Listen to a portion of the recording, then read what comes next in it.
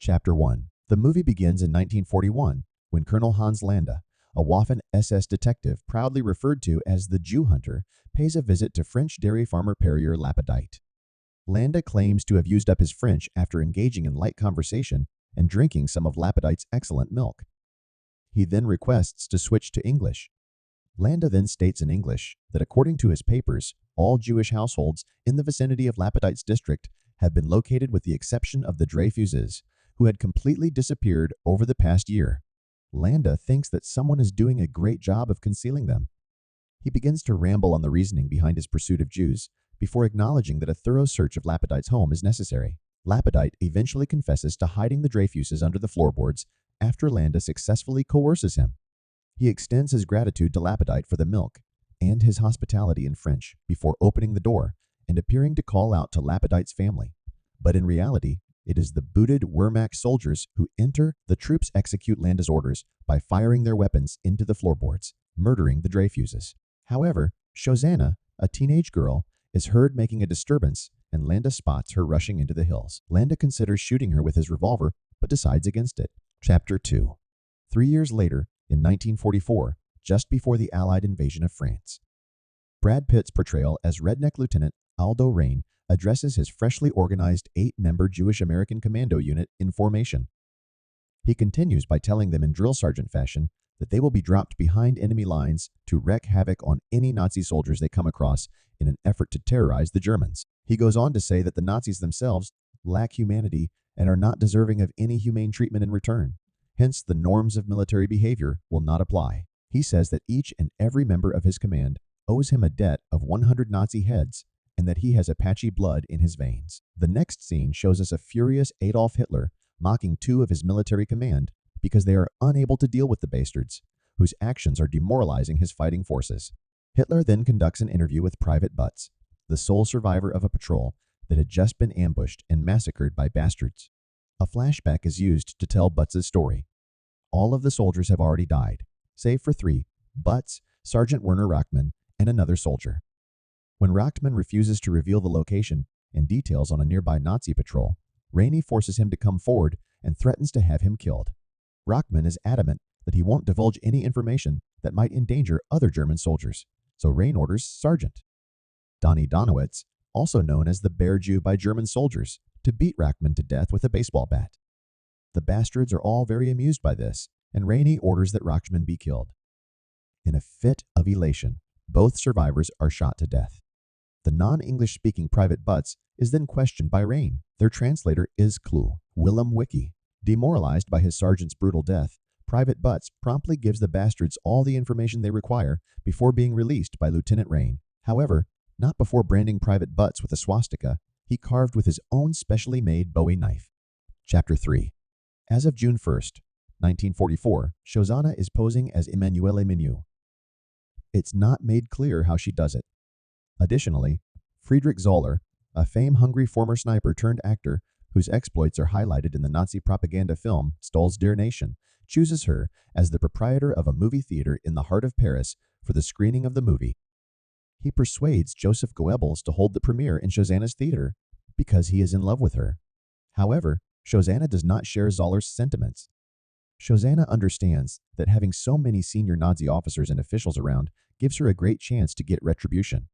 She decides to set the theater on fire during the premiere, using the vast quantities of combustible nitrate film she has in storage, because nitrate film burns 3 times as quickly as paper and is less expensive than purchasing a lot of explosives. Chapter 4.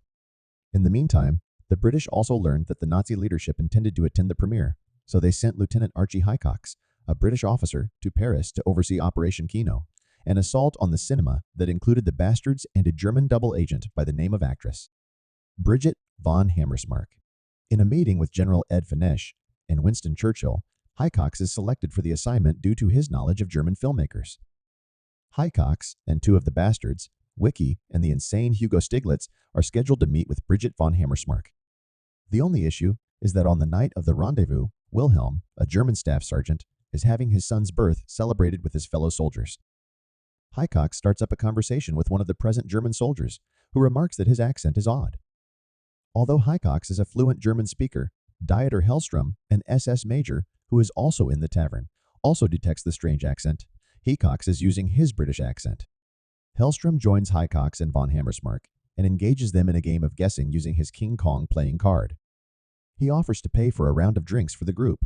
Hecox unfortunately exposes their fraud when he orders whiskey with the incorrect 3 fingers, raising up his ring, middle and pointer fingers instead of his thumb, pointer finger, and middle finger. In the ensuing 15-second gunfire, Hecox, Wiki, Stiglitz, all of the Germans, and the French bar owner all end up dead.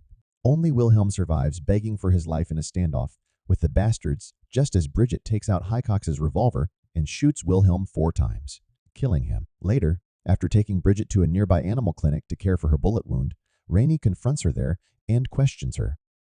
She is forced to describe the tavern disaster and then tell him about Operation Kino by poking his finger into the wound. Raine decides to carry out the plan to rob the movie theater.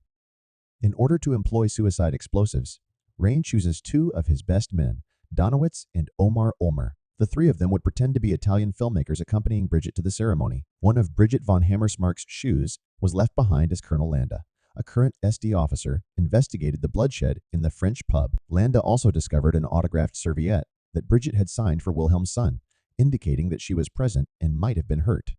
Chapter 5. The following evening, Raine, Donowitz, and Ulmer are approached by Landa in the theater lobby, and he is able to see right through their disguises because none of them can speak Italian or German fluently. Raine is the most evident because he is speaking it with a thick southern accent. He questions Bridget by herself and forces her to put on the tavern-retrieved shoe. It fits perfectly. As a traitor, he kills her by strangling her and then demands Raine's arrest.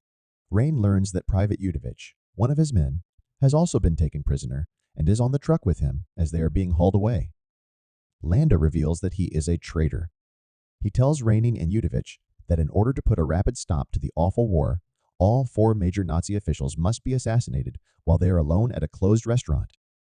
They are all in attendance at Nation's Pride, and he is willing to continue the assassination for a fee. He has no interest in aiding in the conclusion of the conflict, only to be convicted by a Jewish court for war crimes and ultimately be put to death. He wants to strike a compromise to help put an end to the conflict. Additionally, he admits that he placed Raine's explosives in Hitler's box at the movie theater, implying that there have been 3 attempts on Hitler's life. When Raine is put on the radio, his general instructs him that Landa and his radio operator will drive him and Yudovich to American lines, where they will surrender. Shosanna and her employee and lover, Marcel, are running the projection booth when he informs her that it is time for the presentation of Nation's Pride. It is revealed in a flashback from a few days prior, when Marcel is seen recording a close-up of Shosanna's face while she delivers an English speech. They then threaten to kill the local camera shop owner and his family if he doesn't develop the film. Shosanna then cuts the entire film on the 4th and final film reel of the movie and places them in the projection booth for them to run when the time is appropriate. Donowitz and Omar Ulmer get up from their seats and walk upstairs to the balcony level, where they plan to assassinate Hitler alone. They are unaware of Raine's capture or Shosanna's plot to set the theater on fire while they are all inside. As Marcel locks the auditorium doors, Shosanna had laid down her full stack of combustible nitrate film behind the screen. On a Q symbol in the movie, Shosanna pushes a lever to change the projector to the altered reel. Marcel prepares a cigarette and waits while watching from behind the screen. In the meantime, Zoller leaves the theater and makes his way to the projectionist room to flirt with Shosanna since he doesn't like how he is portrayed in the movie killing Americans. She tells him to leave since she is quite upset by his intrusion. However, the rejected Zoller charges the space and angrily confronts Shosanna about how she treated him, admonishing her that she is no longer in a position to treat him with disdain. She instructs Zoller to lock the door because she has to get him out of the way and hints subtly that we don't have much time. She quickly grabs a little revolver from her handbag and shoots Zoller in the back. She quickly checks the audience to ensure she wasn't heard. She realizes he is still alive when she hears Zoller groaning suddenly. She rolls him over in what seems to be a fit of compassion, and before he succumbs to his injuries, he shoots her to death. Donowitz and Ulmer are getting ready for their ambush to kill the opera box guards at the same moment. As he brings a glass of champagne, Donowitz poses as a waiter. They successfully execute the ambush, killing both guards before taking their machine guns. Hitler, on the other hand, appears to be thoroughly enjoying the battle scenario in the film. His happiness is short-lived, though, as the adjustments Shosanna made to the 4th reel satisfy Zoller's challenge from the film, who wants to send a message to Germany. For the first and only moment in the film, Shosanna's face is clearly visible on the screen as she addresses the audience and declares that she is a Jew. Marcel ignites the stack of nitrate film behind the screen by flicking his cigarette into it as soon as she signals. The screen is destroyed by the fire, sparking chaos inside the theater. Suddenly, Donowitz and Ulmer stormed into Hitler's box and opened fire on him. Goebbels, Francesca Mondino, Goebbels' secretary, and the other Nazi leaders. Donowitz and Ulmer open fire randomly into the audience below them as the theater catches fire. The audience is trying to exit, but it is impossible because the auditorium doors are now barred and shut. Now the dynamite strapped to the bastard's legs and the dynamite Landa had hidden in Hitler's box explode. The resulting fire destroys the theater, killing everyone within. In accordance with the agreement he had reached with Raine's commanding officer, Landa and his radio operator left the following day with Raine and Udovich for the American lines in Normandy. He turns himself in to Raine, giving over his weapon and sword. After abruptly shooting the driver dead and ordering Udovich to scalp the victim as Landa's furiously protests, Raine tells Udovich to shackle Landa. While respecting Landa's shady deal and all the benefits he has obtained for himself, Raine adds that he finds it disgusting that no one is aware of the horrific acts that Landa perpetrated while serving as a Nazi commander. Raine intends to change that. As the movie comes to a close, Raine carves a swastika into Landa's forehead and tells Udovich that it might be his masterpiece.